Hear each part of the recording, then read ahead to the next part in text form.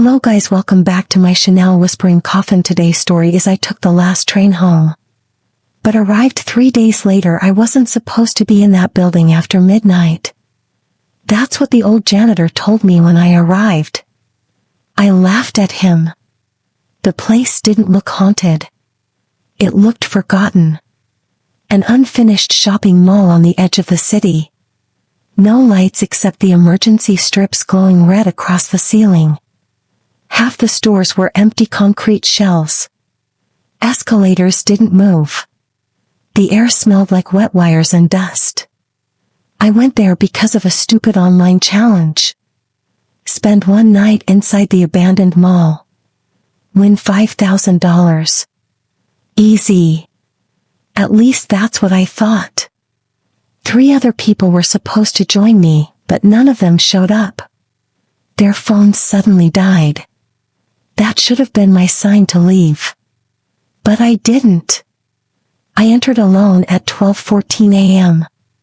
The first weird thing happened on the 4th floor. My footsteps stopped echoing. Not gradually. Instantly. 1 second I could hear my shoes tapping against the tiles. Then silence. Like the building swallowed the sound. I tested it again. Step. Nothing. I checked my camera mic thinking it broke, but the recording meter was moving perfectly. The sound existed on the camera. Just not for me.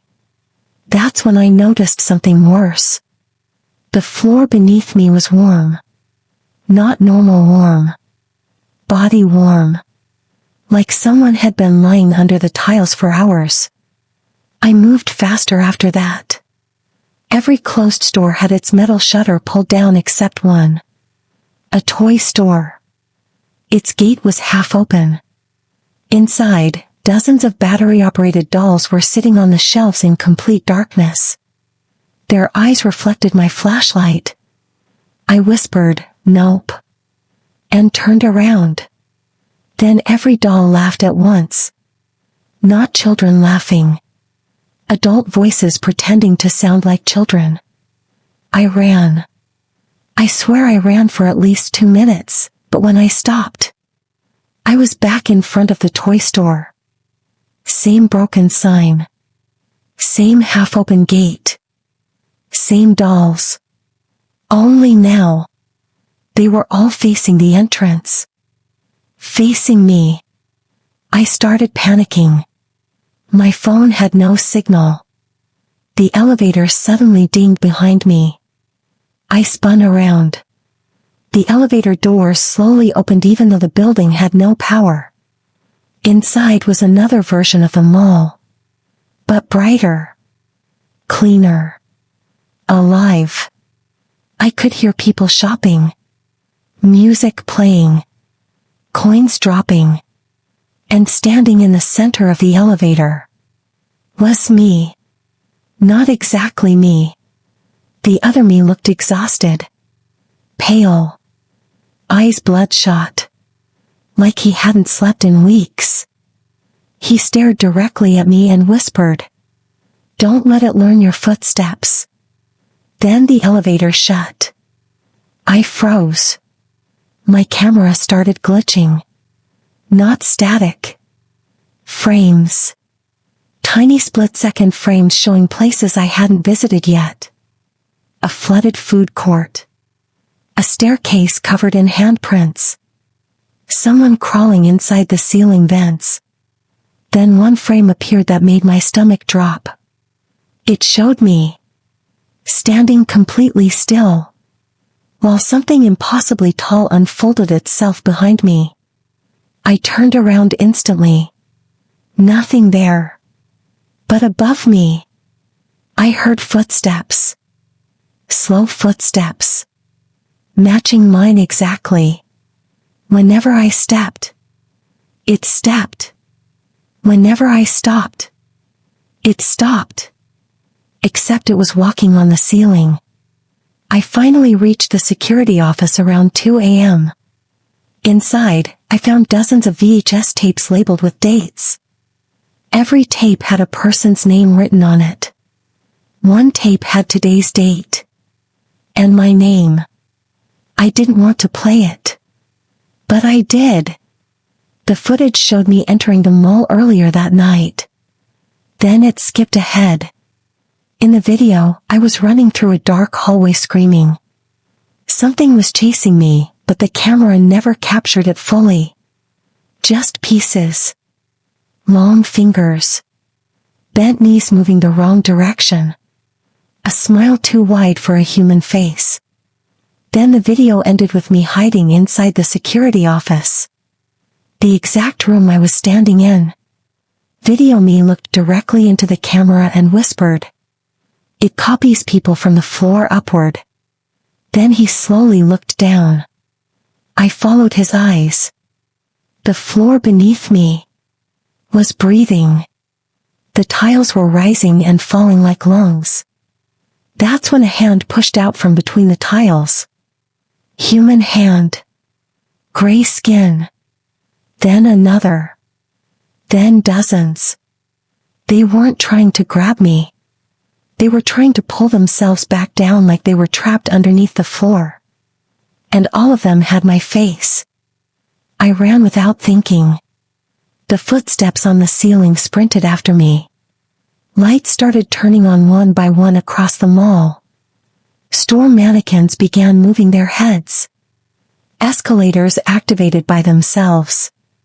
Every advertising screen suddenly displayed the same sentence. Stay until opening hours. I reached the main exit. Locked. Chains wrapped around the doors from the outside. Then I heard the elevator ding again. Behind me. Slowly, the doors opened. The other version of me was back. Except now his jaw hung unnaturally low. His skin looked stretched. And his voice sounded wet. You stayed too long. The thing on the ceiling dropped behind him. I only saw parts of it. Its arms were longer than its body. Its skin looked smooth like melted plastic. And its face. No eyes. Just moving skin trying to form different human expressions at once. Then all the mall speakers turned on together. And every voice inside them said my name. Not loudly. Softly. Like hundreds of people whispering directly into my ears. I blacked out after that. When I woke up, it was morning. Outside the mall. My camera was beside me. The footage was corrupted except for the final 10 seconds. In the last clip, I'm standing alone in the empty mall entrance staring at the camera. Smiling. Then I say something that still ruins my sleep. Because I never remember saying it. I look directly into the lens and whisper. He walks correctly now. I missed the final subway home at 1:07 a.m. At least. I thought I did. The station was completely empty except for a man mopping the stairs near the exit. I asked him if another train was coming. He stopped mopping. Didn't look at me. And quietly said, if the lights flicker 3 times, don't board it.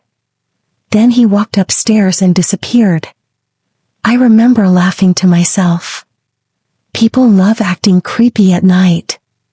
I sat on the bench scrolling my phone while the station speakers played faint static. The digital schedule above the track said, no more trains tonight. 2 minutes later, the lights flickered. Once. Twice. 3 times. And from deep inside the tunnel, I heard a train approaching. But something sounded wrong. The wheels screamed too loudly. Like metal grinding against bone. Then the train arrived. No number. No destination displayed. Its windows were completely black. Not tinted. Black.